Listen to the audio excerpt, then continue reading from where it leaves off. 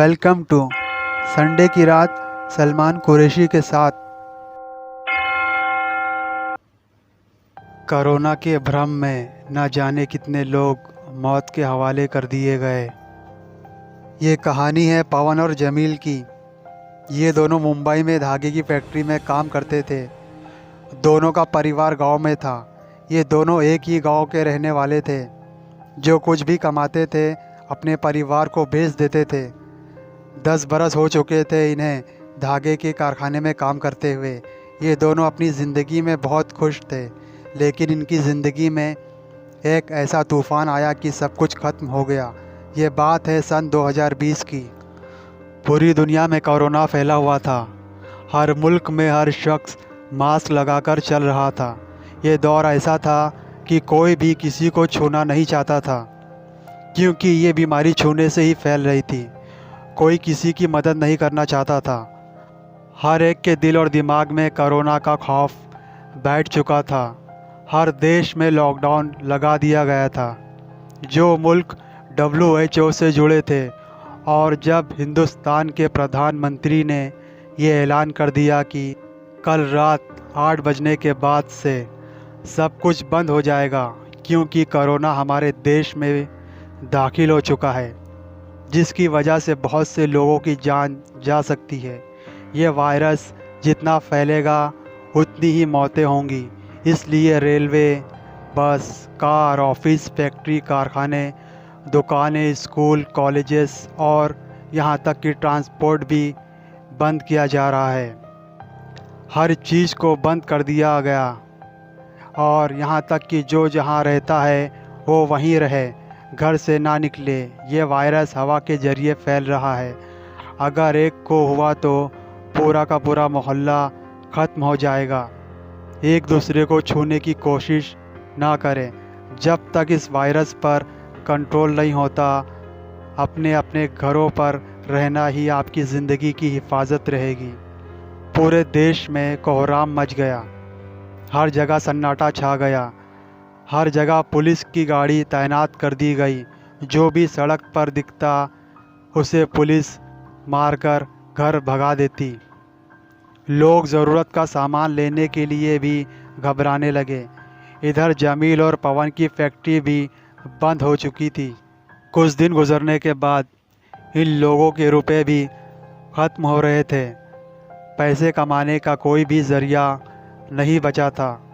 लोग भूख से बेहाल हो गए। अनाज भी ख़त्म होने लगा था। पवन ने गांव जाने का फ़ैसला किया, मगर जमील ने उसे कुछ दिन और रुकने के लिए कहा कि अभी हालात बहुत बिगड़े हुए हैं। रेलवे भी बंद है, कैसे जाओगे? कुछ दिन और रुको, जल्द ही सब कुछ ठीक हो जाएगा। मगर 6 महीने गुजर चुके थे और कुछ भी ठीक नहीं हो रहा था। जो भी शख्स हॉस्पिटल में जाता वो वापस नहीं आता था। उसे क्वारंटाइन कर दिया जाता या फिर उसकी मौत हो जाती।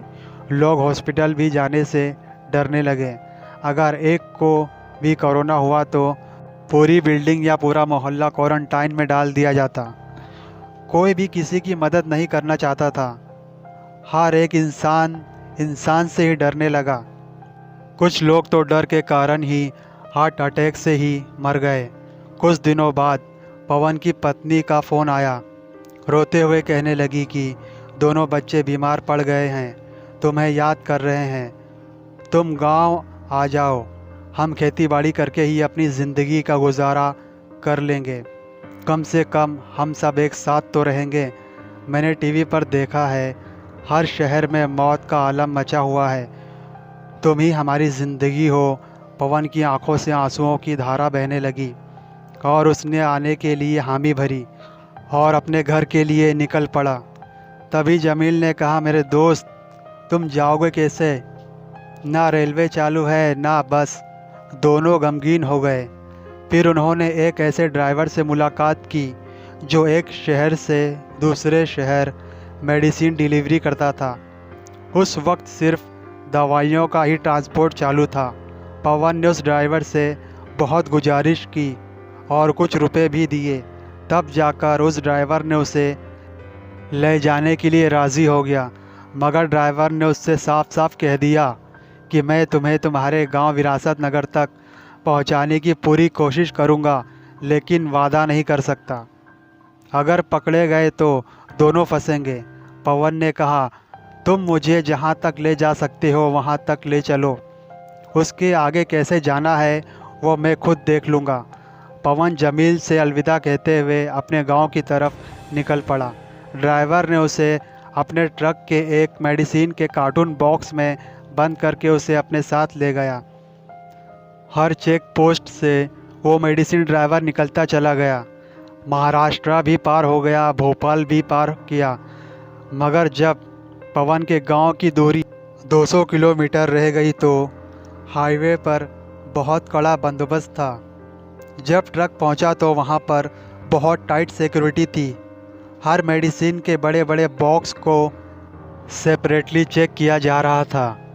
जब ड्राइवर ने देखा कि इस चेक पोस्ट से बचकर निकलना नामुमकिन है तो उसने पवन से कह दिया, शायद यहाँ से तुम्हें अपना सफ़र चलकर ही तय करना होगा, वरना पुलिस तुम्हारे साथ हमें भी पकड़कर क्वारंटाइन में डाल देगी, जहाँ से हम बचकर निकल नहीं पाएंगे।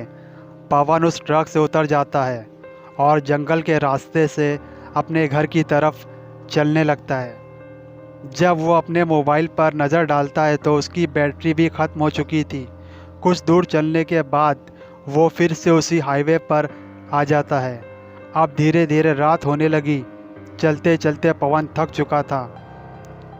उसे उस रोड पर कोई भी नज़र नहीं आ रहा था। वो एक जगह रुककर वहीं पर सो गया।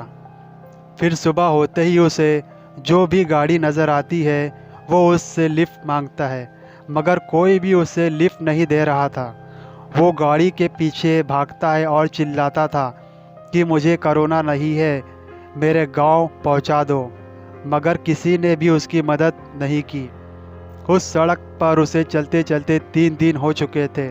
उसके पास जो भी खाने पीने का सामान था वो भी ख़त्म हो चुका था। उसे उस रोड पर जो भी गाड़ी दिखती वो मदद के लिए उन्हें पुकारता, मगर कोई भी अपनी गाड़ी नहीं रोकता था। वो चिल्लाता रहा कि मुझे कोरोना नहीं है, मुझे कोरोना नहीं है, मुझे भूख लगी है, मुझे कुछ खाने को दे दो, मेरी मदद कर दो, मुझे थोड़ा पानी पिला दो। मगर उस जालिम हाईवे पर किसी ने भी उसकी दर्द भरी आवाज़ नहीं सुनी। वो उस सड़क पर चीखता चिल्लाता रोता गिड़गिड़ाता रहा, मुझे कोरोना नहीं है, मुझे कोरोना नहीं है, मुझे मेरे गांव पहुंचा दो। धीरे धीरे उसकी आवाज़ बंद होने लगी, उसका गला सूखने लगा। अब उसे 10 दिन हो चुके थे। उस सड़क पर चलते चलते उसके शरीर में पानी का एक कतरा भी नहीं बचा था। उसका शरीर बेजान सा हो गया। उसके अंदर अब चलने की ताकत भी नहीं बची थी। धूप इतनी थी कि उसकी आंखों के आगे अंधेरा ही अंधेरा नज़र आने लगा और वो उस रोड पर गिर पड़ा। धीरे धीरे उसकी सांसें उसका साथ छोड़ने लगी, मगर उसकी ज़ुबान पर एक ही लफ्ज़ था, मुझे कोरोना नहीं है, कोई मेरी मदद कर दो। उसकी सांसों की डोर टूट चुकी थी। उसकी आत्मा उसके शरीर को छोड़ चुकी थी। 1 साल बाद जब कुछ ट्रांसपोर्ट चालू हुआ, जमील भी अपने गांव जाने के लिए निकल पड़ा, मगर रेलवे टिकट ना मिलने पर जमील ने बस से जाने का फ़ैसला किया। बस मुंबई से होते हुए निकली और ढाबे पर रुकने लगी। अब रोड साइड के ढाबे भी खुल चुके थे। बस को विरासत नगर पहुंचने के लिए कुछ ही दिन बचे थे। बस ड्राइवर ने कहा, आगे का रास्ता जंगल से भरा हुआ है, इसलिए हमें इसी ढाबे पर रात गुजारनी होगी। अब ये बस यहाँ से सुबह ही निकलेगी। तो फिर जमील ने उसी ढाबे पर खाना खाया और एक खाट पर सो गया। कुछ देर बाद लोगों की आवाज़ आई कि अरे कोई पागल है उस सड़क पर, बोल रहा है मुझे कोरोना नहीं है, मुझे खाना खिला दो। जमील की आंख खुल गई। उसने देखा कि कोई आदमी सड़क पर इधर से उधर दौड़ रहा है और उसके बाजू में बैठे कुछ लोग बातें कर रहे हैं। अरे वो भिखारी है, तो कोई कह रहा है अरे वो शराबी है, तो कोई कह रहा है अरे वो पागल है। कहता है कि मुझे गांव जाना है, मुझे कोरोना नहीं है, मुझे खाना खिला दो। और वो सब उसका मजाक बनाकर हंसने लगे। तभी जमील एक प्लेट में खाना लेकर उस आदमी की तरफ गया। वो आदमी एक मोटरसाइकिल के पीछे दौड़ते हुए कह रहा था, मुझे कोरोना नहीं है, मुझे खाना खिला दो। लेकिन वो मोटरसाइकिल वाला आदमी नहीं रुका, वो चला गया। जमील उस आदमी के पास पहुंचकर कहता है, मेरे भाई तुम्हें भूख लगी है, ये लो खाना खा लो। वो आदमी मुड़कर कहता है, मुझे कोरोना नहीं है। जमील कहता है, हाँ भाई ठीक है, तुम्हें कोरोना नहीं है, ये लो खाना खा लो, मैं तुम्हारे लिए लाया हूँ। उस आदमी ने जब जमील की तरफ देखा तो कहा, जमील। जमील ने अपना नाम सुनते ही उसे गौर से देखते हुए कहा, पवन मेरे दोस्त। दोनों की आंखों से आंसुओं की धारा बहने लगी। जैसे ही जमील ने पवन को गले लगाना चाहा तो जमील गिर पड़ा। पवन ने कहा, मेरे दोस्त तूने आने में बड़ा वक्त लगा दिया, मैं इस दुनिया को छोड़ चुका हूँ। मेरे दोस्त ये सब कैसे हुआ? पवन कहने लगा, मैं चीखता चिल्लाता रहा लेकिन मेरी किसी ने मदद नहीं की। इसी सड़क पर भूखे प्यासे लोगों से मदद मांगता रहा। ये जालिम लोग मुझ पर तरस नहीं किए, ये बेरहम लोग मुझसे डरते रहे कि मुझे कोरोना है। किसी ने भी मेरी हालत पर तरस नहीं खाया।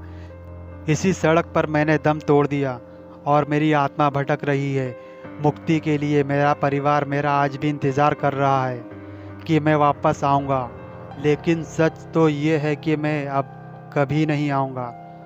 मेरे दोस्त, इस जालिम दुनिया के लोगों से तो ही मुझे मुक्ति दिला सकता है। बस मेरा छोटा सा ये काम कर दे, मेरे परिवार को मेरी खबर दे दे कि मैं कभी नहीं आऊँगा। उन्हें अपनी ज़िंदगी की जंग खुद ही लड़नी होगी। जमील रोते हुए कहता है, लेकिन वो लोग मेरी बात का यकीन कैसे करेंगे? मुझसे ये ना होगा मेरे दोस्त। पवन कहता है, मेरे दोस्त, जब तक मेरे परिवार को मेरी मौत की खबर नहीं मिलेगी तब तक मेरी आत्मा को चैन ना मिलेगा और ना ही मुक्ति मिलेगी। मेरे दोस्त, मेरे इस आखिरी पैगाम को मेरे परिवार तक पहुंचा दे, वरना मैं भटकता रहूँगा। इस ज़मीन के नीचे मैंने अपना लॉकेट जिसमें मेरे परिवार की फ़ोटो है और मैंने आखिरी वक्त में एक ख़त लिखा था कि मैं इस दुनिया को छोड़ चुका हूँ। पवन जमील को उस जगह ले जाता है जहाँ लॉकेट और लेटर छिपाया था। जमील उस जगह को खोदता है तो उसे लॉकेट और ख़त मिलता है। ये दोनों मेरी बीवी को दे देना मेरे दोस्त। जमील रोते हुए कहता है, हाँ मेरे दोस्त। पवन कहता है, मैं तेरा क़यामत तक एहसानमंद रहूँगा।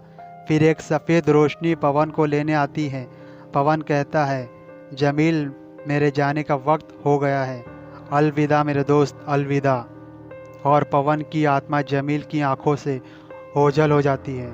जमील पवन पवन करता हुआ आंखों से आंसुओं की धारा बहा रहा था। अगर आप किसी की मदद नहीं कर सकते तो किसी का मजाक उड़ाने का अधिकार भी आपको नहीं है। ऐसी ही दिल दहला देने वाली हॉरर कहानी सुनने के लिए हमारा चैनल संडे की रात सब्सक्राइब करें और इस वीडियो को लाइक करें। और अगर आपके पास भी ऐसी कोई रियल स्टोरी है तो हमें कमेंट बॉक्स में ज़रूर लिखें और इस वीडियो को अपने दोस्तों में ज़्यादा से ज़्यादा शेयर करें। ये कहानी आपको अच्छी लगी है तो हमारा चैनल संडे की रात सब्सक्राइब करना बिल्कुल मत भूलना।